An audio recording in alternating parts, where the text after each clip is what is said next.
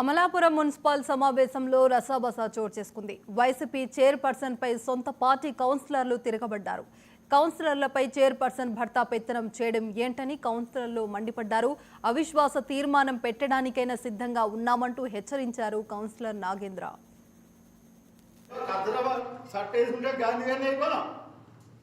అప్పుడే శ్రీరామ్ అంటాం, అప్పుడే సాయిరామ్ అంటాం, చేసేయండి పోగొత్తుల పనులు. నా వీక్నెస్ రుజువులు చేస్తే అమలేనట్టు మొత్తం ఎంక్వైరీ పెడతాను. చాలా గౌరవం ఉందండి. ఉద్యోగస్తులు ఎవడో సుఖంగా ఉద్యోగం చేయట్లేదు. సాంబార్ పిలిపించుకుంటాం, ఆ కలిసి వస్తే ఒకలాగా, కలిసి లేకపోతే హింస. గంటల గంటలు నిలబెట్టేవాళ్ళని పని ఏముంటుందండి.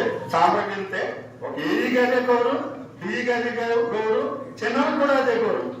ఈ బాధలు వీళ్ళు ఎప్పుడు చెప్పుకోలేదు. మాకు ఇతను ఏకంగా అతను ఎప్పుడు పనికి కట్టుబడి ఉంటాడు. మా కౌన్సిలర్లో ఎవరికైనా రాజు మీద పెట్టారు. లేకుండా కౌన్సిలర్ మీకు ఇబ్బంది అవుతుంది, ఇది పంపించేయండి. ఎందుకంటే దానికి అర్థం లేదా? మమ్మల్ని ఆలోచించవలసిన లేదా? ఇక్కడ పార్టీ ఉంది కదా మాకు. ఇప్పుడు సొంత ఏం డైరెక్ట్ గా చేయవలసిన అవ్వలేదు కదా. మేము పేపర్లో రాశారని మీరు అంటున్నారు. ఇప్పుడే చెప్తున్నాం, ఇది మా ఎమ్మెల్సీ గారితో మేము అధిష్టానానికి వెళ్తాం, మీ మీద తీర్మానం పెడతాం. అవసరమైతే ఏంటి మీరు ఇక్కడ ఈ భర్త పెత్తనం ఏంటి? ఈ కనీసం చైర్పర్సన్ గారు తీయించేయాలి కదండి.